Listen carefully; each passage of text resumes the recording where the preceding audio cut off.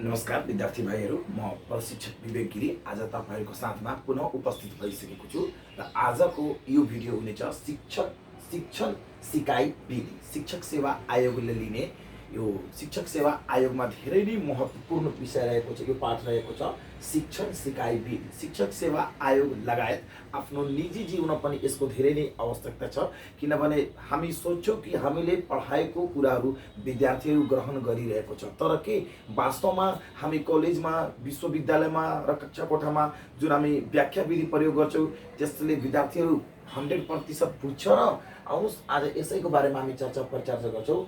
शिक्षण सिकाइ विधि। शिक्षण सिकाइ विधि के हो, यो कति प्रकारको हुन्छ र के गर्दाखेरि उपयुक्त कक्षा कोठामा शिक्षण गर्न सकिन्छ, यसैमाथि आज म परिचर्चा गर्छु। भिडियोमा नयाँ हुनुहुन्छ भने भिडियोलाई, च्यानलमा नयाँ हुनुहुन्छ भने च्यानललाई सब्स्क्राइब गरिदिनु होला, भिडियोलाई शेयर गरिदिनु होला, लाइक गरिदिनु होला, कमेन्ट गरिदिनु होला। यो शिक्षण सिकाइ विधि भनेको पहिला के हो यो बुझ्नुहोस्। अवधारणा यसको कहिले जॉन डीवेले यसको अवधारणा लिएर आयो। जॉन डीवेको अनुसार कुनै निष्कर्ष प्राप्त गर्नका लागि केही सामग्री प्रयोगमा ल्याउन जुन बाटो अपनाइन्छ त्यसले नै शिक्षण विधि भनिन्छ भनिरहेको छ। कुनै निष्कर्ष प्राप्त गर्नका लागि जुन हामी विधि अपनाउँछौँ, जुन बाटो अपनाउँछौँ, कुनै निष्कर्ष केही उद्देश्यको लागि, केही प्राप्तिको लागि कुनै निष्कर्षमा हामी पुग्छौँ, कुनै निष्कर्ष प्राप्त गर्नका लागि केही सामग्री प्रयोगमा ल्याउन जुन बाटो अपनाउँछौँ त्यसले नै शिक्षण विधि भनिन्छ। त्यो निष्कर्ष लिएका कुरामा हामी जब पुग्नको लागि जुन बाटो अपनाउँछौँ त्यसले नै के भनिन्छ, शिक्षण सिकाइ विधि भनेर भनिन्छ। र शिक्षण सिकाइ विधि कति भागमा बाँडिएको छ? शिक्षण सिकाइ विधिलाई 3 भागमा वर्गीकरण गरिएको छ, बाँडिएको छ। एउटा शिक्षक केन्द्रित विधि, अर्को विद्यार्थी केन्द्रित विधि र अर्को अन्तरक्रियात्मक विधि भनेर 3 भागमा यसलाई बाँडिएको छ। क्वेशन आउन सक्छ भन्नाले शिक्षण विधि कति भागमा वर्गीकरण गरिएको छ भने शिक्षण विधिलाई 3 भागमा वर्गीकरण गरिएको छ। कुन कुन? शिक्षक केन्द्रित विधि, विद्यार्थी केन्द्रित विधि र एउटा अन्तरक्रियात्मक विधि भनेर बाँटिएको छ। अब आउनुहोस् डेलको कोन अफ लर्निङ 1960 का अनुसार सिकाइका पिरामिड। सिकाइका यो पिरामिड हो, एउटा तपाईँ यहाँ हेरिरहनु भएको छ फिगर, यो भनेको सिकाइका पिरामिड हो। के गर्दाखेरि विद्यार्थीहरू कतिको बुझ्दो रहेछ कक्षा कोठामा यो पनि बुझौँ, किनभने धेरै शिक्षकको प्रवृत्ति हुन्छ व्याख्या गरेर पढाउने, धेरै शिक्षकहरूको प्रवृत्ति हुन्छ लेखेर पढाउने, धेरैजनाको हुन्छ प्रवचन मात्र दिने, धेरैजनाको हुन्छ लेखेर पढाउने। त आउनुहोस् हामी एडगर डेलको कोन अफ लर्निङ 1960 अनुसार सिकाइका पिरामिडहरू के छ र आज तपाईहरु स्पष्ट बुझ्नुहुन्छ कि तपाईहरु के गर्दाखेरि विद्यार्थीहरू कक्षा कोठामा कसरी बुझ्दो रहेछ। हुन त विद्यार्थीहरू आजको धेरै नै इन्टेलिजेन्ट छ, तर पनि तपाई यो विधि प्रयोग गर्दाखेरि विद्यार्थीहरूले कक्षा कोठामा यस्तो बुझाउन सक्नुहुन्छ। आउनुहोस् सुरु गरौँ। व्याख्यान विधि। व्याख्यान विधिबाट 5% विद्यार्थीहरू मात्र बुझ्दो रहेछ कक्षा कोठामा। व्याख्या गरेर धेरैजनाको बानी हुन्छ आफ्नो डायरी निस्काउने, आफ्नो नोट निस्काउने, व्याख्या गरिरहने, कक्षा कोठामा के गरिराख्ने, व्याख्या गरिराख्ने। हात भनेको यो पकेटमा हुन्छ अनि व्याख्या मात्र गरिराख्ने, त्यसले मात्र तपाईँ 5% सक्सेस हुनुहुन्छ। तपाईले पढाएको कक्षा कोठामा त्यो विद्यार्थीहरू मात्र कति पर्सेन्ट? 5% बुझ्दो रहेछ। त्यस्तै हुन्छ पढाइ 10%, पढाइ गरेर 10% रिडिङ गरेर मात्र बुकलाई रिडिङ गरेर तपाईँ कति पर्सेन्ट? 10% बुझाउँदो हुनुहुन्छ।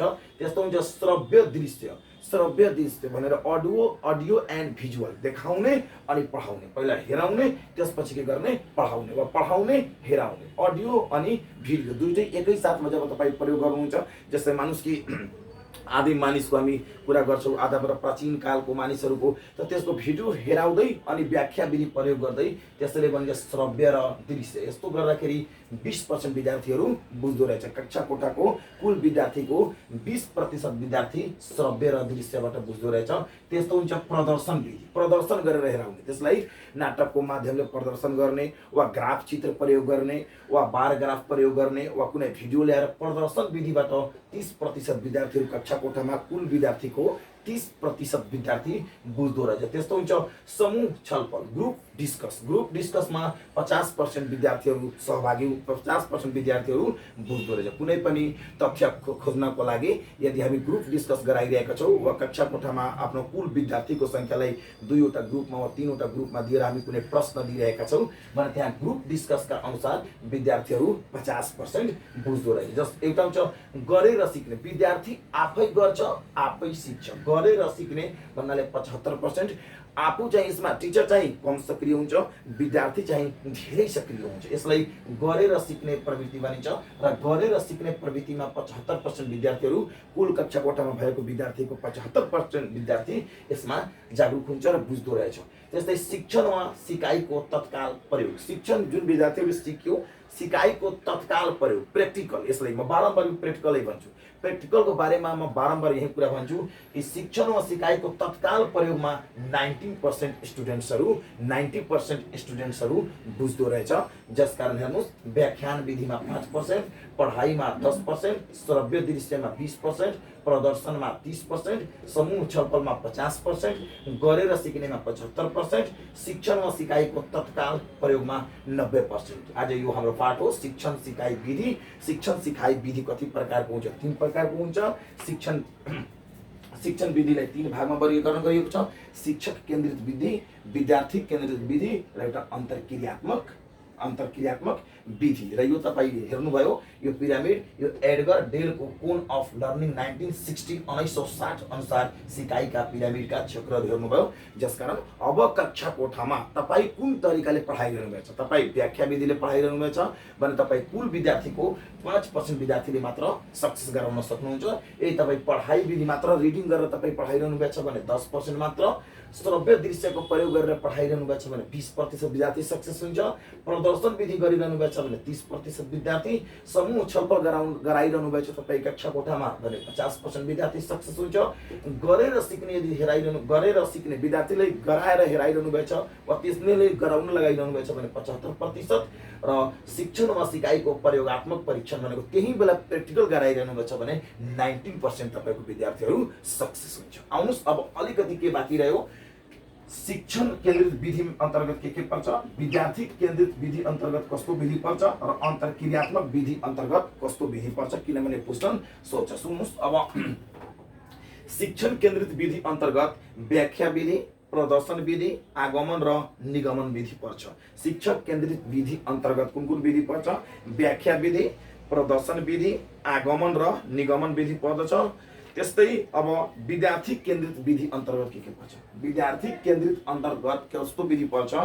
प्रयोगात्मक विधि, खोज विधि, समस्या समाधान विधि, शैक्षिक भ्रमण विधि। यो भनेको विद्यार्थी केन्द्रित अन्तर्गत पर्छ। यसमा अरु पनि छ, व्यक्तिगत अध्ययन विधि, सर्वेक्षण विधि, साना आयोजना परियोजना विधि भनेर यो विद्यार्थी केन्द्रित अन्तर्गत पर्छ। क्वेशन दिइन्छ, तपाईले क्वेशन आउँछ, सर्वेक्षण विधि शिक्षणका कुन विधि अन्तर्गत पर्छ? त सर्वेक्षण विधि भनेको विद्यार्थी केन्द्रित विधि अन्तर्गत पर्छ। अब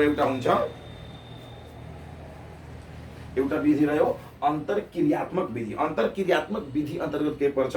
छलफल विधि, यसभित्र छलफल विधि, प्रश्नोत्तर विधि, सोधपुछ विधि, सानो समूह बैठक विधि, त्यस्तै मूल्य वर्गीकरण विधि, सूक्ष्म शिक्षण विधि, समूह शिक्षण विधि, प्रदर्शन विधि भनेर यो अन्तर्क्रियात्मक विधि अन्तर्गत पर्छ। यो पाठ भनेको धेरै नै महत्त्वपूर्ण छ। शिक्षक सेवा आयोग र यो लाइसेन्सको हुन गइरहेको मङ्सिर 15 गते लाइसेन्सको जुन इक्जाम छ त्यसमा पनि यो धेरै नै इम्पोर्टेन्ट छ। व्याख्या विधिमा कति % विद्यार्थीहरू सक्सेस हुन्छ यो पिरामिडलाई एकचोटि राम्रोसँग अध्ययन गरिदिनु होला। अनि शिक्षण सिकाइ विधिको मैले यहाँ बताएँ, जोन डिबे शिक्षाविद जोन डिबेका अनुसार कुनै निष्कर्ष प्राप्त गर्नका लागि केही सामग्री प्रयोगमा ल्याउन जुन बाटो अपनाइन्छ त्यसले नै शिक्षण विधि बनिन्छ। र शिक्षण विधि कति प्रकारको? शिक्षण विधि 3 प्रकारको हुन्छ, विद्यार्थी केन्द्रित विधि, त्यस्तै शिक्षण केन्द्रित विधि र अन्तर्क्रियात्मक विधि। र यो विधि अन्तर्गत के पर्छ, यो विधि अन्तर्गत के पर्छ र यो विधि अन्तर्गत के पर्छ मैले तपाईले बताएँ।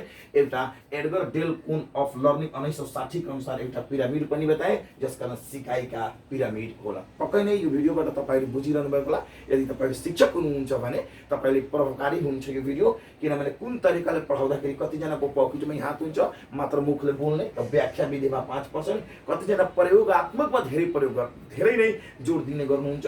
उहाँको शिक्षण वा सिकाइको तत्काल प्रयोग भन्नाले 19% विद्यार्थीहरू त्यसबाट सक्सेस हुन्छ। जसकारण धेरै ठाउँमा मैले काम गरेँ, धेरै ठाउँमा यो पनि हेरेँ, थ्योरीको अनुसारले थ्योरीको अनुसारले प्र्याक्टिकलमा मार्क दिने। यसको म सधैँ नै यसको एगेन्स्ट हुन्छु र जहिले पनि म हुन्छु। मेरोमा यही एउटा खुबी के छ कि साँचो कुरा जुन हुन्छ त्यो साँचो हुन्छ, सामनेवाला चाहे जो कोही किन नहोस्। यही कुरा मेरोमा एउटा इगो हटमा मेरो यो रहन्छ, किनभने सच्चाइको जहिले पनि साथ दिनुपर्छ। मैले यो कुरा भन्न लागेको जसको प्र्याक्टिकल राम्रो छ त्यसको थ्योरी ग्यारेन्टी छैन कि राम्रो नै हुन्छ, र जसको थ्योरी राम्रो छ त्यो जरुरी छैन कि प्र्याक्टिकलमा तपाईँको राम्रो। प्र्याक्टिकल र थ्योरी दुइटै अलग अलग कुरा हो, र थ्योरी र प्र्याक्टिकलमा मार्क दिनको लागि केही क्राइटेरियाहरू हुन्छ। त्यो क्राइटेरिया अपनाएर मात्र हामीले मार्क दिनुपर्छ। यही भिडियो मार्फत म आग्रह पनि गर्छु। थ्योरीमा कसैको मानुस कि 75 मा 60 आयो त त्यसको 24 र 25 दिन मिल्दैन, किनभने थ्योरी र प्र्याक्टिकलको बाटो अलग अलग छ। हवस् त, यतिकै भन्दै म प्रशिक्षक विवेक गिरी तपाईँहरू साथ बिदा लिन्छु। हवस् त, नमस्कार।